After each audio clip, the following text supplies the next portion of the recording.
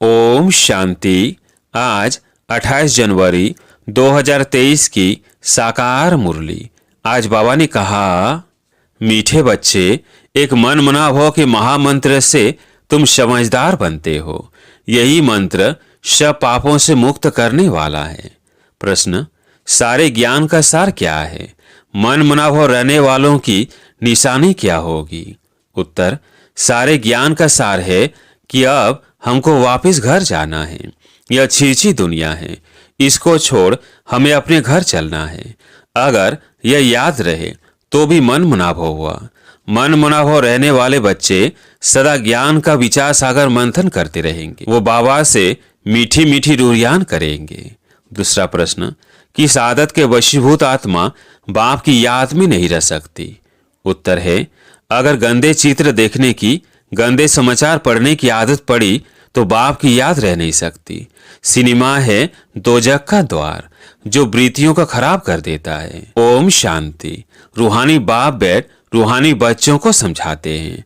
समझाना उनको होता है जिसमें कुछ कम समझ है।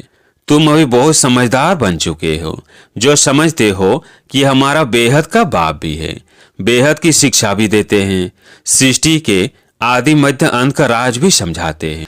स्टूडेंट की बुद्धि में नॉलेज होनी चाहिए ना।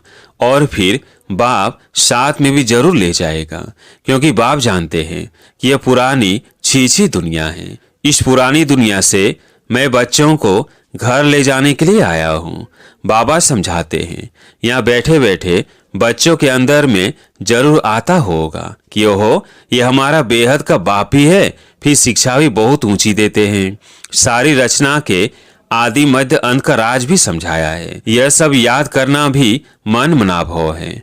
यह भी तुम्हारे चार्ट में आ सकता है। यह तो बहुत सहज है।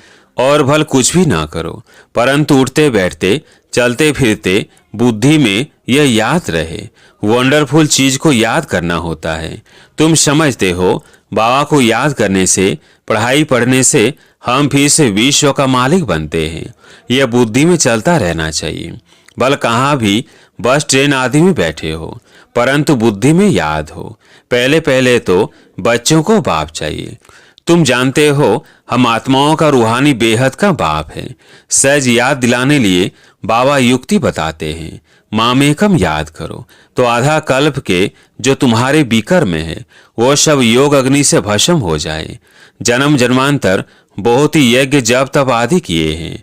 भक्ति मार्ग वालों को पता नहीं है कि ये सब क्यों करते हैं, इनसे क्या प्राप्ति होगी।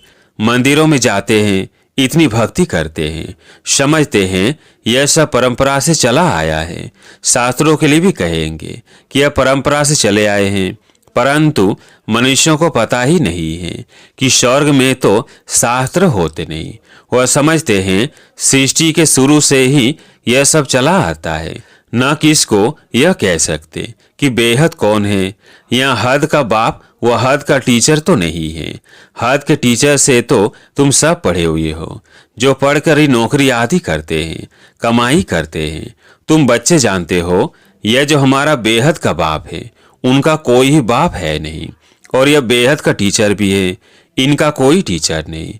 इन देवताओं को किसने पढ़ाया, यह तो जरूर याद आना चाहिए ना। यह भी मन मनाभव है।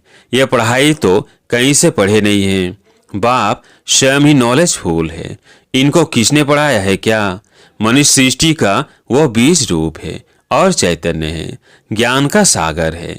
चैतन्य होने कारण मनुष्य सृष्टि रूपी झाड़ का आदि से अंत तक राज सुनाते हैं। अंत में आकर आदि का ज्ञान सुनाते हैं और कहते हैं, हे बच्चों, जिस तन में मैं विराजमान हूँ, इन द्वारा मैं आदि से लेकर इस समय तक सब कुछ सुनाता हूँ। अंत के लिए तो पीछे समझाएंगे, तुम आगे चलकर समझ जाएंगे कि अब अंत है, क्योंकि उस समय तुम कर्मातीत अवस्था को पहुंच जाएंगे और आसार भी देखेंगे कि इस पुरानी छीछी दुनिया का विनाश तो होना ही है।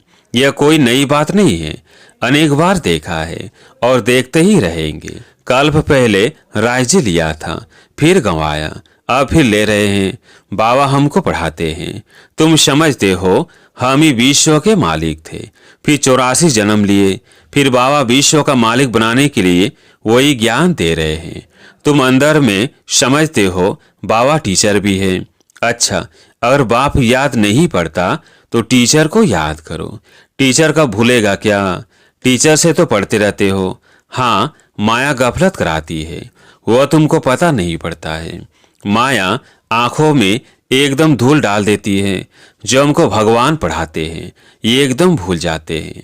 बाप हर बात की समझानी देते हैं। यह बेहद की समझानी, वो है हद की। यह बेहद की नॉलेज बाबा कल्प कल्प तुम बच्चों को देते हैं। अच्छा, जास्ती पढ़ नहीं सकते हो तो भला बाबा के रूप से याद करो। उनका तो कोई बाप है नहीं, वो सबका बाप है, परंतु उनके बच्चे सब है। कोई बता सकेगा कि शिव बाबा किसका बच्चा है? वह है बेहद का बाप। बच्चे समझते हैं हम बेहद के बाप के बने हैं। ये हमारी पढ़ाई भी वंडरफुल है और हम ब्राह्मण ही पढ़ते हैं। देवता व क्षत्रिय, वैश्य, शूद्र ये पढ़ाई नहीं पढ़ सकते। बाप की ये नॉलेज ही बिल्कुल न्यारी है, तुम्हारे सिवाय कोई समझ ना सके। तुम बच्चों को खुशी का पारा चढ़ता है कि हम तमो प्रधान से सतो प्रधान बने। अब ऊंच पद पाने लिए खूब पुरुषार्थ करना है। ऐसे नहीं स्वर्ग में तो सब जाएंगे। और ज्ञान और योग की धारणा नहीं होगी तो ऊंच पद नहीं मिलेगा। बाबा कहते हैं 16 कला संपूर्ण बनने में याद की बहुत मेहनत है। देखना है किसको दुख तो नहीं देते हैं। हम सुखदाता के बच्चे हैं, सबको सुख देना है। मनसा वाचा कर्मणा किसको दुख नहीं देना है। इस समय तुम जो पढ़ते हो गुल गुल बनते हो। यह कमाई ही तुम्हारे साथ चलने वाली है। इसमें कोई किताब आदि पढ़ने की जरूरत ही नहीं। उस पढ़ाई में कितने किताब आदि पढ़ने पड़ते हैं। यह बाबा की नॉलेज सबसे न्यारी है और बड़ी सहज भी है, परंतु है सब गुप्त। तुम्हारे सिवाय कोई समझ ना सके कि यह क्या पढ़ते हैं। वंडरफुल पढ़ाई है। बाप कहते हैं कभी एब्सेंट नहीं होना, पढ़ाई कभी नहीं छोड़ना। बाबा के पास सबका रजिस्टर आता है, उनसे ही बाबा समझ जाता है यह 10 मास एब्सेंट रहा, यह 6 मास रहा। कोई तो चलते चलते पढ़ाई भी छोड़ देते हैं। यह बहुत वंडरफुल चीज है। ऐसी वंडरफुल चीज और कोई होती ही नहीं। कल्प कल्प तुम बच्चों को ऐसा बाप आकर मिलता है। तुम बच्चे जानते हो ये साकार बाबा तो पुनर्जन्म में आता है। यह 84 का चक्र खाते हैं। तत्व यह खेल है ना, खेल कभी भूला नहीं जाता है। खेल सदैव याद रहता है। बाबा समझाते हैं एक तो यह दुनिया दोजक है और इसमें भी खास ये बाइस्कोप सिनेमा दोजक है। वह जाने से वृत्तियां बहुत खराब हो जाती है। अखबार में भी कोई अच्छे अच्छे चित्र देखते हैं तो उसमें भी बुद्धि जाती है। यह खूबसूरत है, इनको प्राइज मिलनी चाहिए। ख्यालात चलती है, ऐसा देखे ही क्यों। बुद्धि से समझते हैं ये सारी दुनिया ही खत्म हो जाने वाली है। तुम सिर्फ मुझे ही याद करो। ऐसी ऐसी चीजें ना देखो, ना ख्याल करो। यह तो पुरानी दुनिया के छीछी गंदे शरीर है, इनके तरफ क्या देखना है। एक बाप को ही देखना है। बाबा कहते हैं मीठे मीठे बच्चे, मंजिल बहुत ऊंची है, माया कोई कम नहीं है। माया का देखो कितना भवका है। उस तरफ है साइंस और यहाँ है तुम्हारी साइलेंस। वो लोग चाहते हैं मुक्ति को पाए, यहाँ तुम्हारी एम ऑब्जेक्ट है जीवन मुक्ति को पाने की। जीवन मुक्ति पाने का कोई रास्ता बता न सके। सन्यासी आदि कोई भी यह नॉलेज दे ना सके। वो किसको समझा नहीं सकते कि गिरस्थ व्यवहार में रहकर पवित्र बनना है। यह एक ही बात समझाते हैं। भक्ति मार्ग में टाइम वेस्ट ही होता आया है। कितनी भूलें होती हैं, भूल करते करते भोले ही बन गए हैं। यह लास्ट जन्म 100% भूलों का ही है, जरा भी बुद्धि काम नहीं करती। अब बाबा तुमको समझाते हैं तब तुम समझते हो। अभी तुम सब समझ गए हो तो औरों को भी समझाते हो। खुशी का पारा भी तुम्हें चढ़ता है। वंडर है ना। इस बाप को कोई बाप नहीं, कोई शिक्षक नहीं, तब सीखा कहाँ से। मनुष्य वंडर खाएंगे। बोझ समझते हैं इनका जरूर कोई गुरु होगा। अगर यह भी गुरु से सीखा हुआ हो फिर गुरु के और भी शिष्य होने चाहिए। सिर्फ यह एक शिष्य थोड़ी होगा, गुरु के तो बहुत शिष्य होते हैं। आगा खां के देखो कितने शिष्य हैं। उन्हों को गुरु के लिए देखो कितना रिगार्ड रहता है। उनको हीरो में भजन करते हैं। तुम किस में वजन करेंगे? यह तो सबसे सुप्रीम है। इनका वजन कितना होगा? तुम क्या करेंगे? वजन करे तो कितना होगा? कोई चीज पड़ सकती है, शिव बात तो बिंदी है ना। आजकल वजन बहुत करते हैं, कोई सोने में, कोई चांदी में, प्लेटिनम में भी करते हैं। वो सोने से भी महंगा होता है। अब बाप समझाते हैं, वो जिस्मानी गुरु तो तुम्हें सदगति देते नहीं, सदगति में ले जाने वाला तो एक ही बाप है। उनको किस में वजन करेंगे? मनुष्य तो सिर्फ भगवान भगवान ही कहते रहते हैं, लेकिन यह नहीं जानते वो बाप है, टीचर भी है। बैठे कितना साधारण है। बच्चों का मुखड़ा देखने के लिए थोड़ा सा ऊपर बैठते हैं। मददगार बच्चों के बिगर हम स्थापना कैसे कर सकते हैं? जो जास्ती मदद करते हैं उनको जरूर बाबा लव करेंगे। लौकिक में भी एक बच्चा 2000 कमाता, दूसरा 1000 कमाता होगा, तो बाप का लव किस पर रहेगा? परंतु आजकल तो बच्चे पूछते ही बाप को कहाँ है। बेहद का बाप भी देखते हैं। फलाने फलाने बच्चे बहुत अच्छे मददगार हैं। बच्चों को देख देख बाबा हर्षित होते हैं, आत्मा खुश होती है। कल्प कल्प मैं आता हूँ और बच्चों को देख बहुत खुश होता हूँ। जानता हूँ कल्प कल्प ये हमारे मददगार बनते हैं। ये बाबा का प्यार कल्प कल्प का बन जाता है। कहाँ भी बैठे हो, बुद्धि में यह सोचो, बाबा हमारा बाप भी है, टीचर भी है, गुरु भी है, स्वयं ही सब कुछ है। तब तो सब उनको ही याद करते हैं। सतयुग में कोई याद नहीं करेंगे, क्योंकि 21 जन्मों के लिए बाप बेड़ा पार कर देते हैं। ऐसे सिमरण कर बच्चों को हर्षित होना चाहिए, खुशी होनी चाहिए कि हम ऐसे बाप की सर्विस करें। बाप का सबको परिचय दे। यह बेहद का बाप है। बाप ही सौर की स्थापना करते हैं। बाप ही हम सबको साथ भी ले जाते हैं। ऐसे ऐसे समझाने से सर्वव्यापी कह नहीं सकेंगे। बाप ने कहा है, विनाश काले विपरीत बुद्धि विनश्यन्ति। वो सब खत्म हो जाएंगे, बाकी तुम विजय पाएंगे। तुम राजधानी स्थापन कर रहे हो। आत्माओं का बाप आत्माओं को बैठ समझाते हैं, तो ऐसी ऐसी वंडरफुल बातें सबको सुनानी चाहिए।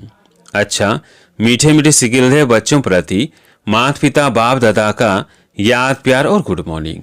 रूहानी बाप की रूहानी बच्चों को नमस्ते। हम रूहानी बच्चों की रूहानी बाप दादा को याद प्यार गुड मॉर्निंग नमस्ते नमस्ते। धारणा के लिए मुख्य सार। पहला पॉइंट है, सुखदाता के हम बच्चे हैं, हमें सबको सुख देना है। मनसा वाचा कर्मणा किसी को भी दुख नहीं देना है। दूसरा पॉइंट है, पढ़ाई और पढ़ाने वाला दोनों ही वंडरफुल है।